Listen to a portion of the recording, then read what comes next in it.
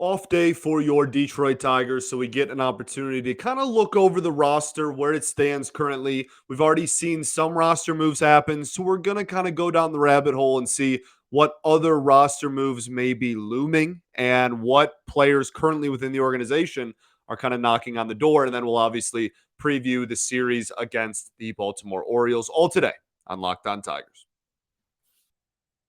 You are Locked On Tigers, your daily Detroit Tigers podcast. Part of the Locked On Podcast Network, your team every day.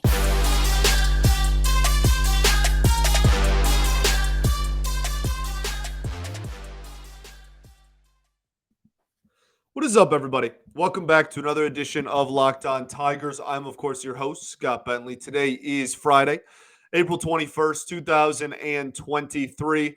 Thank you for making Locked On Tigers your first listen every single day. We are free and available wherever you get your podcasts and on YouTube, part of the Locked On Podcast Network, your team every single day. Today's episode is brought to you by Game Time. Download the Game Time app, create an account, use code LOCKEDONMLB for $20 off of your first purchase. Last minute tickets, lowest price, guaranteed. All righty. Happy Friday, everybody. Hope you all are having a fantastic day. And I can kind of send you off into hopefully what's a good weekend, not only for you personally, but for Tigers baseball as well. So as we said in the cold open, I in the spring, we talked a lot about how the carousel that this roster was going to be this season and how often it was going to turn over and how much change there was going to be. And the thing, I also host Locked On Red Wings and with Brian Fisher, great human being, my bald brother. And so it's interesting because in hockey, we're recapping 2 games a week usually. So we have a lot of time to reassess and go over roster moves and talk about the current performance of players and who is slipping and who's been struggling lately and have those conversations all the time. Whereas in baseball, we do not have that luxury over here because we are recapping a game every single day. And so I do want to take, off days are going to be very valuable to me this season. I want to really take advantage of them. And I think with this one, just because we have already seen roster moves happen, like not even injury related. Obviously, Manning gets hurt, Lorenzen comes back, etc., like that. But we already have seen roster, like the Nevin started off the season hurt as well, but him crushing in Toledo, right? Like he's not getting called up if he's not hitting in Toledo. And so seeing him kind of get the call up and Kreidler getting demoted this early on in the season, Garrett Hill obviously out of the pen, like that decision was definitely intentional. Tyler Holton getting promoted, I don't think anyone had on their bingo card. So I did want to just take an episode, take an off day where we don't have a game to talk about, and really just go over this entire roster and highlight the players at the major league level that I think and it's somewhat time sensitive, but it's a loose understanding, right? If some of these dudes explode and have incredible, next month and a half, then okay, they remove themselves from the conversation of potentially getting sent down, and vice versa is obviously true as well. But I do think that there's a group of players currently on the major league roster that all are just going to be a part of the carousel this year. And you're going to see them maybe get demoted and re-promoted at times this season. And some that are going to be on the roster right now in April aren't going to be on the roster in June, July, August, September. And so I wanted to just take a moment and really highlight kind of where in the preseason and in spring training, where this fluid carousel kind of conversation that I kept saying was coming and, it's going to happen. I wanted to highlight where that exactly is and where I think that is on the present roster. Okay, cool. So let's get right into it then. And we're also going to go over in the minor leagues, the players that are the players that are going to be part of the carousel as well that aren't in the major league roster, right? The players that are kind of knocking on the door already just a few weeks into the season, or, to kind of keep your eye on as the season goes along. So I think, when just talking about last year's team and going into this season, we addressed two things mainly. Offense has to be better. Last year was one of the worst offenses in the history of modern baseball. And the bullpen, because you gutted it, needed to be serviceable. Those were like the two biggest things. This starting rotation, it's not going to be incredible. It's not going to be awful. I think we're all kind of on the same page there. So within those two roster groups specifically is where you're going to see most of the carousel happening, right? And so I think where I want to start, honestly, is Justin Henry Malloy, because I don't think you can get through who are the best minor leaguers in AAA, AA, really in the Tigers system right now, without not only mentioning, but honestly starting with Justin Henry Malloy, obviously the player we got back from the Atlanta Braves for Joe Jimenez. He has been absolutely incredible. And like I said, I think you kind of have to start with him. So far, MLB Pipeline actually put out a tweet on Thursday afternoon talking about his season so far. He currently is on a 12-game hit streak, a 17-game on-base streak, which leads all of minor league baseball. He has been on base 2 times at least streak of 10 consecutive games, has at least 1 walk in 14 of his 17 games so far this season, and is now, after hitting a home run on Thursday, slashing .379 batting average, .544 on base percentage, and a .534 slug. Now, a .534 slug is not bad. That's a solid number, a really solid number, okay? But it's less than his astronomical on base percentage. And when we made this trade, I sung the praises of Scott Harris in the moment, and this was a trade that I really liked. Expiring reliever, and you're getting a guy that can contribute 162 times a year, and his walk rates in the minors are redonkulous.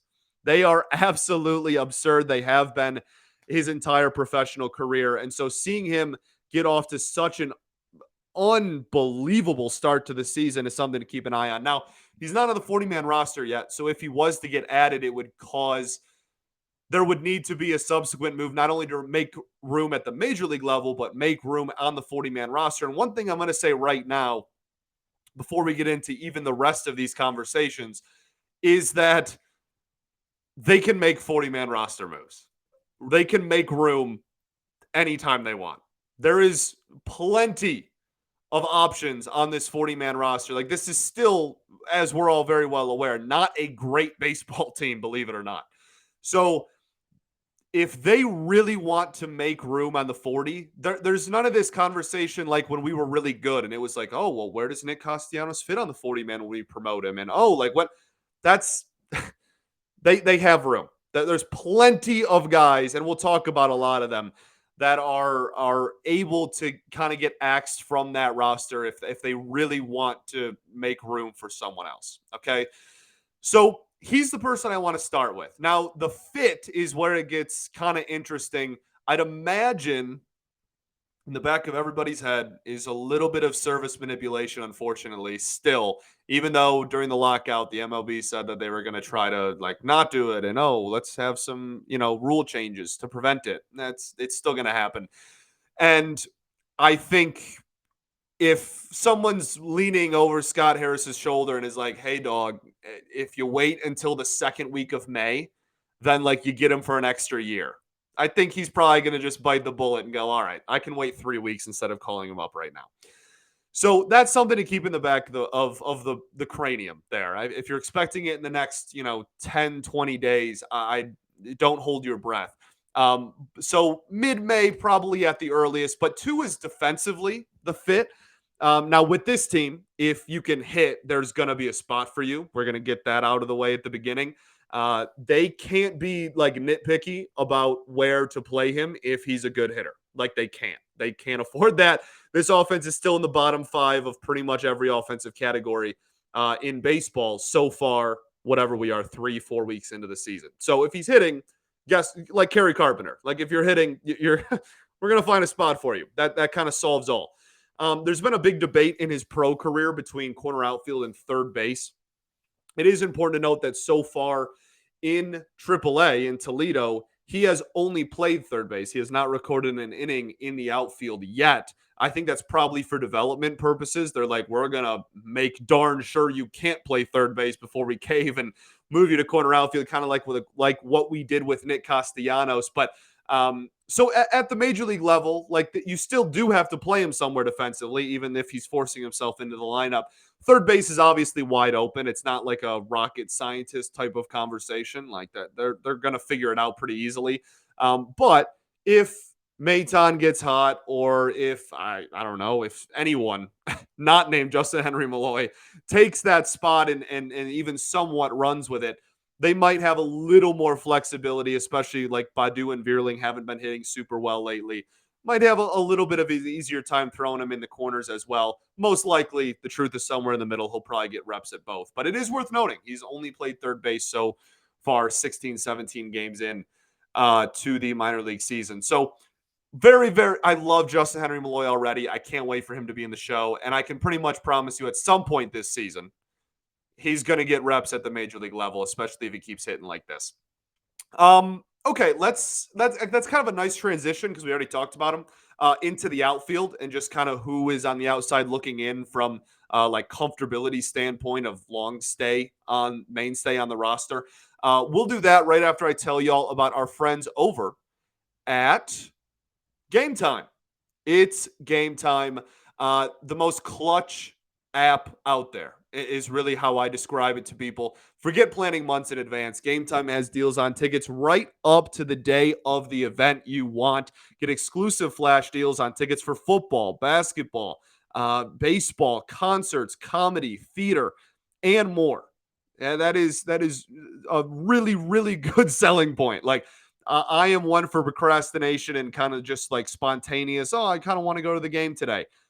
Use Game Time if you're one of those kind of people. You can just show up and get it. It's sent directly to your phone.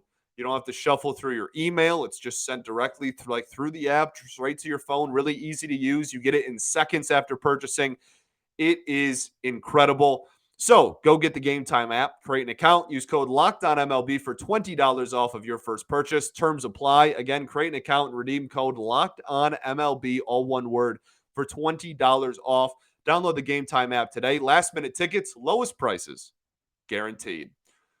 Alrighty, everybody. Segment 2 here, Locked On Tigers. I appreciate y'all for making us your first listen every single day. Shout out to the everydayers, as we call y'all now, the people that do tune in every single day. We'll be back on Monday and hopefully recapping a nice series against Baltimore. We'll kind of preview that at the end of the show.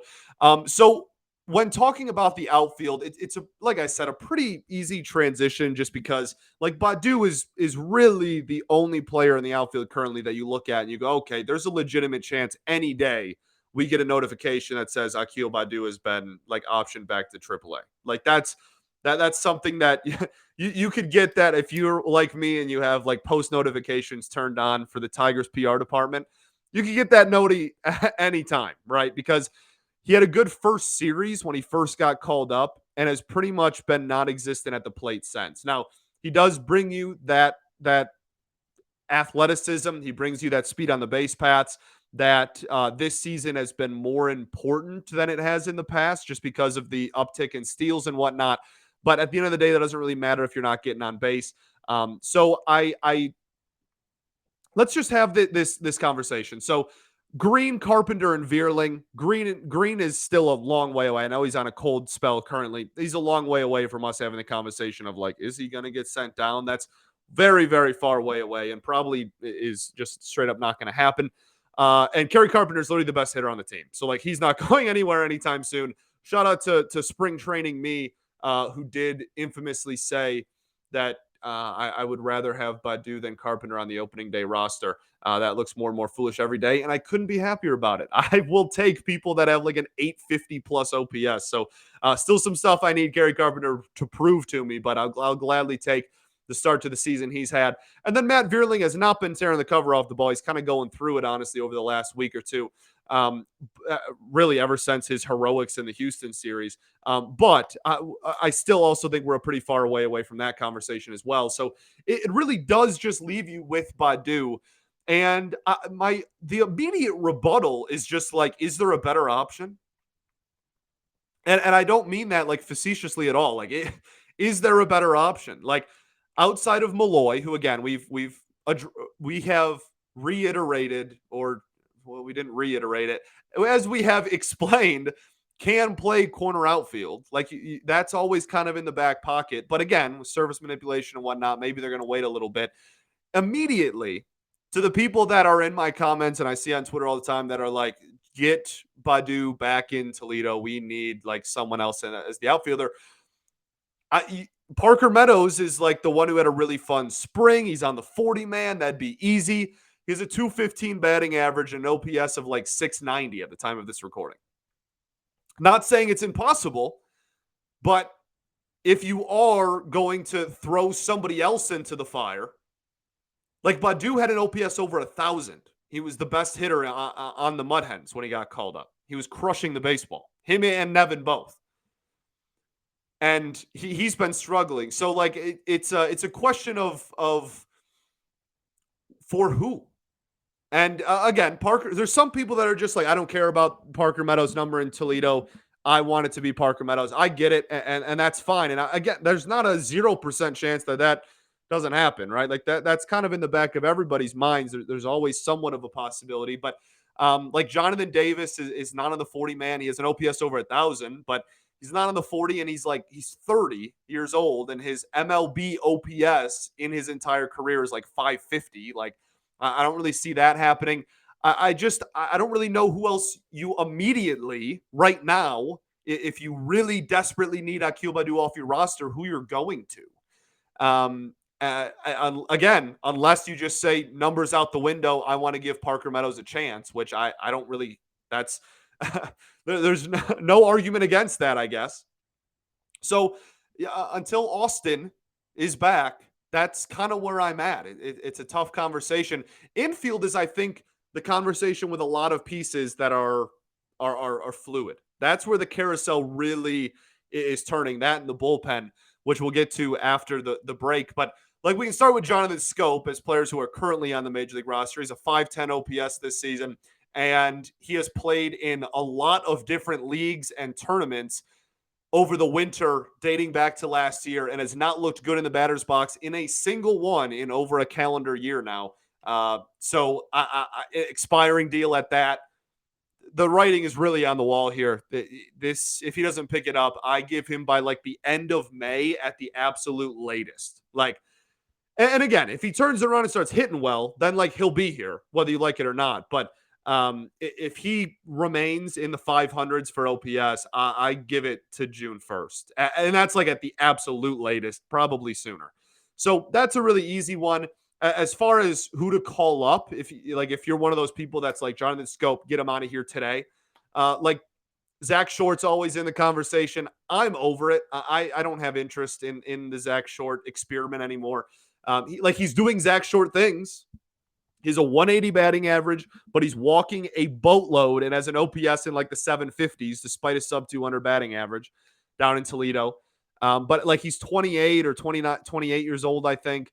I just don't need to give him a chance over someone we haven't seen before. Like I know what Zach Short's going to bring. I don't need that on my roster today. Okay. Kreidler would be the decision. That would be, if it happened today, if on April 21st we all got a notification that Scope was cut or DFA'd, it would be for Ryan Kreidler. Now, so that's like an easy, not even really much of a conversation. Now, if we're looking ahead, and maybe this conversation's in 2 or 3 weeks from now when Kreidler doesn't hit, that is where you start getting a pool of players together and you're like, okay, who else is going to be in this conversation? Who else do we want to see? Okay. And we'll get into that conversation right after I tell y'all about our friends over at the Ultimate Pro Baseball GM. It's the coolest game I've ever played, and it gives you the chance to truly be a Major League GM because it's not that easy. but it's also really fun. You get to hire the right coaches, staff, managing team finances, scout and draft players, manage it through difficult personalities, injuries, free agency, trade deadline, calling players up and sending players down like we're talking about today, and so much more. It is the best. Locked On Tigers listeners are also getting a 100% boost to their franchise when using promo code Locked On at the game store. So make sure to check it out. To download the game, just visit probaseballgm.com. Scan the code on the screen if you're watching on YouTube, or look it up in the app stores. That's probaseballgm.com. Ultimate Baseball GM. Start your dynasty today. All right, everybody, welcome back. Third and final segment here, Locked On Tigers. So talking about outside of Ryan Kreidler, who, again, if it happened today, that's just like he's already gotten Major League experience. You want to see what you got in him. That's an opportunity for more at-bats at the Major League level. You only sent him down because you want him to get consistent at-bats at the AAA level. That opens the door for that. That's a pretty easy one. Outside of that, if we're looking at the 40-man, we already talked Zach Short. Winfield Perez, unfortunately, had a really, really rough start to the season. It's not going to be him anytime soon. So then if you're looking outside of the 40, Andy Ibanez, I truly think we see at some point this season. He's off to a really hot start in Toledo, but he's also a guy who's 30 years old, has had some, everything's relative, I guess, success at the major league level, and like isn't going to strike out a boatload. Leads Toledo in homers. Again, really small sample size for this entire episode. Really small sample size. Like a lot of these dudes aren't going to have we have like 4 or 5 players with an OPS over 1,000 so far to start the year. That's obviously not going to last down there. So important to note, but I really do think that it's so easy. Again, like we're going to talk about even more. There's so many people you can just get rid of off the 40 man. I think we're going to see a lot of names this season. Andy Ibanez, I think at some point will probably be one of them. Andre Lipsius is on the 40 man. That's a relatively easy one. I love my OBP guys. Him and Malloy are definitely 2 of those. Lipsius walks a ton. And yeah, some questions about where he'll play defensively as well. But he's been getting a look at a lot more positions this calendar year so far in Toledo and in the spring, kind of all over the infield and whatnot. So I think OPS over 800 to start off the season, pretty solid start to the year. And so, yeah, it wouldn't surprise me if down the road, I don't think he's a one that's like happening tomorrow or anything, but it wouldn't surprise me if later into the summer, if he got a look at some point.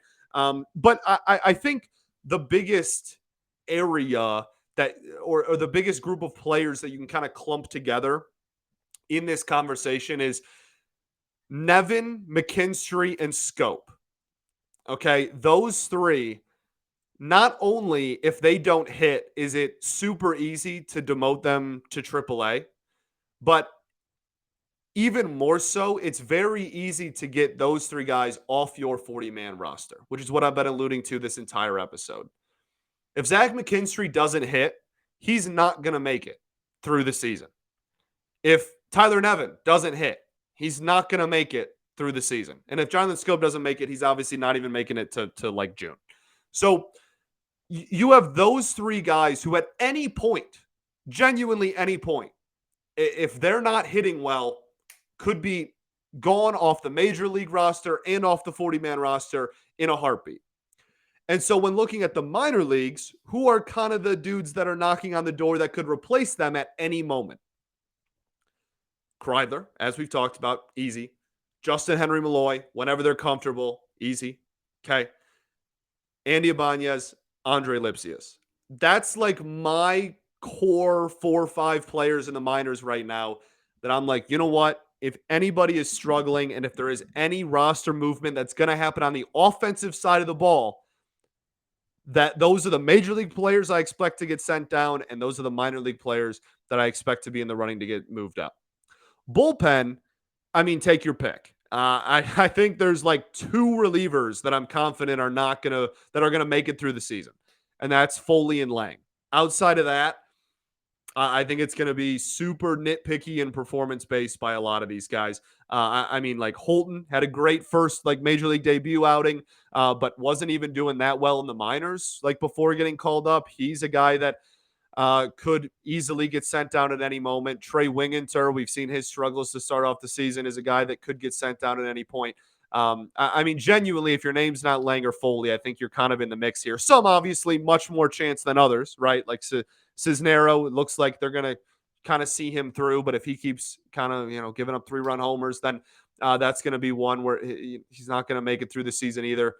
So in looking at the bullpen options, I mean, Holton's not somebody that I had on my radar. So I like bullpen is truly a kind of a wild card all across the board. But Faedo has been starting games. He's on the 40 man, but his starts have been pretty short outings. So he's always a threat to come up. Garrett Hill has a lot to work on. Already has kind of a stint up here and didn't look that great, unfortunately. So I don't think it's going to be him anytime soon, barring an injury to someone. Will Vest is someone that comes up a lot in these conversations. Unfortunately, he has also had a really, really rough start to the season. And he was the 27th man on the doubleheader, which, I guess is worth noting, and is someone that, if you're looking at confidence in the organization, I guess maybe that's a sign that they still are kind of confident in him. But I am not very at the moment. Haven't been for close to a calendar year now, maybe a little less, maybe end of last season. So he wouldn't be my first call, but it's somebody that is always going to be on the roster or the 40 man and always going to be on the radar rather because of that. The two biggest ones for me are Brendan White, who I've really liked dating back to the end of last season, has 2.25 ERA in 8 innings pitched, but 2.25 ERA, good strikeout rate, little high walk rate. The whip's a little high, but again, 8 innings and a low ERA. So I do expect him to be up at some point this season. He is on the 40-man roster as well. So I really do expect Brendan White to get a look at some point, whether it's, in the next couple of weeks for a struggling reliever or whether it's in June or July. I guess you could say that about any of these guys, but I do expect him to get a look. And then Miguel Diaz. I really want to see Miguel Diaz get a look. I really do. I like Miguel Diaz a lot. He's 28 years old, had a 0.00 ERA in the spring, and did not make the roster. I really wanted to see him get a look on opening day, but he's not allowing base runners. He's the de facto closer down in Toledo and has gotten off to a really good start to the season, striking out a ton of batters. Change up first reliever, kind of. I really like Miguel Diaz a lot, and I not that we have like Prime Rivera down in AAA or anything. If it was unanimous that he deserved to be here, he deserved to be here, and he would be here rather. But I am excited to give him a look. I really like Miguel Diaz. Trevor Rosenthal, obviously a big name down there. He not anytime soon. He's got hasn't been that great, but that's because we got to kind of build him back into the swing of things. And then another kind of sleeper is Freddie Pacheco, was an addition this past offseason, a Scott Harris addition. Hurt to start off the season. It looks like in the injury updates the organization sends out that he's kind of building back up and is hopefully getting closer and closer to coming back, but is starting off the season on the 60-day. So not another one that's not anytime soon, but when he does come back, it wouldn't shock me if Freddie Pacheco got a look later this year. So that's kind of it, man. Like I just really wanted to. Some of this was probably somewhat Captain Obviously, and I apologize for that if it was, but I did just want to highlight because we talked about it so much leading up to the season. I wanted to talk about, immediately and long term, who are the guys that I'm noticing that, Zach McKinstry hasn't got a hit in 2 weeks and it's the middle of May. Well, then his time might be coming. You know what I mean? I just wanted to highlight who I think those guys were and who, on the flip side, guys who have gotten off to slow starts this season that I still don't think are threats to be demoted anytime soon. Kind of make that very known in public. Okay. Let's talk Baltimore for a little bit at the end here. We don't have a ton of time because I like to talk, but we do play the Baltimore Orioles. We have a 3-game set against them. Look, this is a team that you have the ability to score runs on, but they also have a pretty darn good offense. And it's young, and I still think there's holes on the offense. I don't think this is like the Astros or the Blue Jays, who you've already played and fared decently well against coming into town. This is this is a team that has legitimate threats. Adley Rutschman's one of my favorite players in the game of baseball already. I think there's already a case for him being the best catcher in the league. And like Hayes has got off to a really good start this year. Mountcastle is always a threat to go deep. I mean, like Santander, like they have bats that very much can put up runs in a hurry. But I do think the bottom half of the lineup is not too much of a threat. Now watch, just because baseball is baseball, we'll give up a million runs to hitters 5 through 9 when we play this team this weekend. But I do think that this is a beatable baseball team. I do think that you can kind of muscle your way into some victories over the weekend. Now, last time I said that, we got swept at home against the Red Sox, and this is another AL East team, so we'll see. Pitching matchups, we have Lorenzen going, I know for sure. I believe Lorenzen and Wentz are guaranteed. Game 3 is kind of up in the air with the rainouts. They're going to kind of play it by year and figure out who on how many days of rest can go again for the finale of this one. But those two are definitely going to throw. And then for Baltimore, a little interesting just because like Wells is going to go and Gibson is guaranteed going to go. Game 3 might be Grayson Rodriguez, which is like kind of exciting, kind of scary. Doesn't it just feel like he hasn't had a very good start to the season, despite his, prospect status and whatnot. It just feels like kind of like with the Red Wings with goalies. Like, oh, a goalie's making his debut. Well, the Red Wings are getting shut out tonight. Like, it just feels like such an easy story to just, oh, here comes Grayson Rodriguez. He hasn't had a great start to his major league career, even though he was super hyped up. Oh, now everyone's back on the hype train because he went 6 innings of shutout ball against the Detroit Tigers. But his ERA is almost 7 this year. So, like, maybe tee off on him a little bit. We'll think positive. I like the Orioles. I like the Orioles. They're 11-7 currently on the season. They're going to be in that mix. That AL East is absolutely insane. I still think they're a year away in my head from being like a legitimate threat, but we're in the middle of the season and they play the games for a reason. So who knows? Maybe in the second half I'm kind of eating those words, but let's see. Again, you have Baltimore, Milwaukee, Baltimore. That's the rest of your April. So if you can't beat the Orioles, you're going to dig yourself into a hole really, really quickly if the Orioles appear to be too much for this baseball team. All right, so let's go win some ball games. Thank you for making us your first listen every single day. We'll be back on Monday recapping this series against the Baltimore Orioles. Peace and love. Going to therapy's dope, and I'll catch you all then, baby. Go Tigers.